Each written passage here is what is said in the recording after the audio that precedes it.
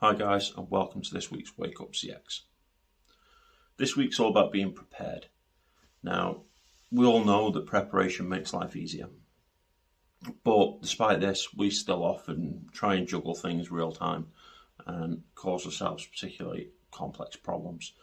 And when we're in a contact center environment, when we're juggling these problems in real time and reacting to every scenario on the spot, it delays our reaction. And by delaying our reaction, it usually causes things to get worse and become a bigger issue than they need to be.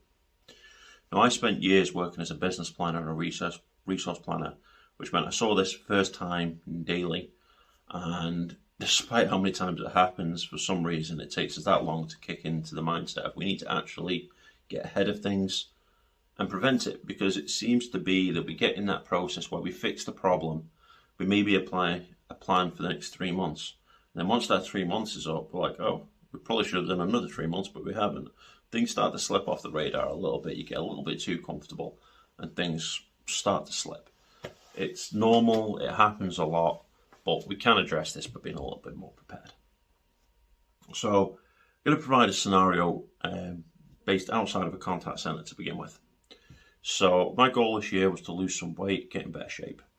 And I did what most people would think. I got more active, started attending a gym, started eating healthier, high protein diet, all the rest of it. There wasn't a major structure to it. It was just these were the things that I was told. If you want to lose some weight, you need to be active, you need to eat better foods and things like that. So that's what I did. With no real structure, I just went for it. And I saw some slow progress initially, very, very slow. And then it started to tick along a little bit and a little bit. So it's like, okay, so it must be working, right? Everything's going great. I'll be at my target weight in about 5 years, but hey ho, a loss is a loss, it's all great. And unfortunately I got injured, which meant me going to the gym, not happening. I can't do weight bearing exercises or anything like that. So things start to stop. And when I wasn't going to the gym, I didn't feel as healthy, so the good diet stuff started to fade a little bit. It didn't go back to normal, but it definitely wasn't where it was at. And my weight sort of plateaued, and I wasn't seeing any gains, and it was starting to get me annoyed and frustrated. I made all this progress at the start of the year, and now here I am, and everything's just leveled off. And, it was a bit of a kick to the gut sort of thing that I've made all this progress, and here we are back at square one. But I know that's not just the way it goes, and there's a lot we can do. So my solution was to research what I can do given my current scenario. I've started doing low impact things, and I decided to nail down on this diet side of things. I looked at what I did previously. I ate high protein foods, I ate particular snack bars, and I ate certain types of meals, and realised that I was probably eating more than I needed to back then, thinking that because they were healthier foods, I could eat as much of it as I wanted and it would be fine. Not quite the case. So I've now changed that. I've started preparing all my meals, and over the last 2 weeks, I've lost more weight than I have in the month or two prior, and more than any other weeks that I have throughout the entire year, with much less physical activity. So by controlling the diet, I've brought things in. And one of the things that sort of put me on this topic line is by preparing my meals and being organised. I found I don't snack, or very little snacking. I'm not overeating. I'm making sure I spread my eating across the day rather than binge eating all in the evening. It's encouraging me to stick to a routine, which is really beneficial, and I'm less likely to just say, I'll pass that meal up and not bother. So it's really handy. Now, the reason why this applies to the contact center might seem a bit far-fetched, but it's 100% relatable. Within the contact center, again, I worked as a business planner, I worked as a resource planner for years, which means building all my rotas, watching all the schedules, booking all the annual leave, and then managing this all in real time as things are happening. And more often than not, we would get into a routine whereby we're publishing almost the same rotas every time. Things are in a pattern, so we stick to it. And then we spend a lot more of our time dealing with the real time. And the more real time issues that we're dealing with, the less time we have to plan for the next 3 months. So you kind of end up on the back foot, and you might be winning those battles in real time. You might still be hitting SLA despite being 20% over or whatever it is, and you get a little pat on the back, you nailed that, you brought that one in on SLA on time. But at the end of the day, you're going to be straight back there in the morning fighting the same problems that are all preventable by proper planning. But you don't have the time to proper plan because you're spending all your time dealing with everything in real time. And you will know that if you're dealing with things in real time all the time, that you've got your identifying the problem window, maybe that's 15 minutes. You then have deciding how to resolve that problem, say another 5-10 minutes. Applying that fix, which is getting those people or whatever you into the office or moving them from another department, getting them set up on the phones, another 5-10 minutes are lost. And then taking time for that impact. Although they will all might answer a call. If you bring in 20 people, you'll answer a call. But if you've now got a call queue of 70 or 80 calls, it takes a while for that to come down. The other side of this is because these people are waiting longer, more of them hang up. And when they hang up, they have to ring back. Whereas if we had those people on ahead of time, the call queue wouldn't have built up, people wouldn't have hung up, you wouldn't have a long list of people calling back later on in the day. So by reacting to it, it takes us longer to resolve the issue. It typically creates more work for us anyway.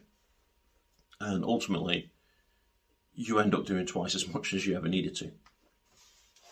And for a worse score, if you're doing it on an SLA, your abandonment rate might have just skyrocketed.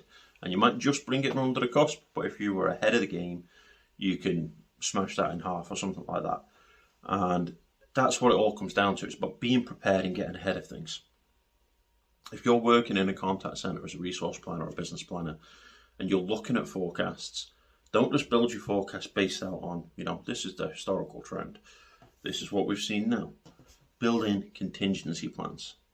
What happens if we're 5% over, 10% over, 20% over forecast? Where do we get the resources to address this? What is our contingency number one? Who are the initial bodies we're going to put on? Where can we pull bodies from? Where can't we pull bodies from? What is off limits based on other things that are happening in the business? If you're doing different channels or other channels, SLA's then going to suffer. You have to prioritize where you put your resources, and you need to be very clever about that and making sure that you have them always ready and that you're aware so you can spot those signals early, so you can react early. And if you've got everything in place, you will honestly find things go so much smoother. Now, one of the issues that you have, as I said, is people tend to get complacent. Once you've built your plan, you then focus on making sure that your plan is working, which means you're watching it every day. And while you're watching that eagle-eyed, you're not necessarily planning properly for the 3 months after, the week after, whatever time frame it is you're looking at. So you need to make sure that you're adequately doing that. And this gives us a good opportunity to upskill, train, support other people. If you've built a plan from start to finish with all your contingencies in, all your triggers that you're looking out for, and it's all documented properly and clear and easy to understand, you don't need to be the one to do it anymore. So find someone in the business that's on a personal development plan or personal improvement plan that needs to be doing these types of things and that wants to move into your role, and give them the opportunity to actually oversee things. While you're working on the plan next to them, you're focused on your thing, they're watching the triggers. If they've got questions, they can ask you. That's not a problem. You're there to support them, but it will still free you up and allow you to focus on the next month's plans while they're dealing with the real time.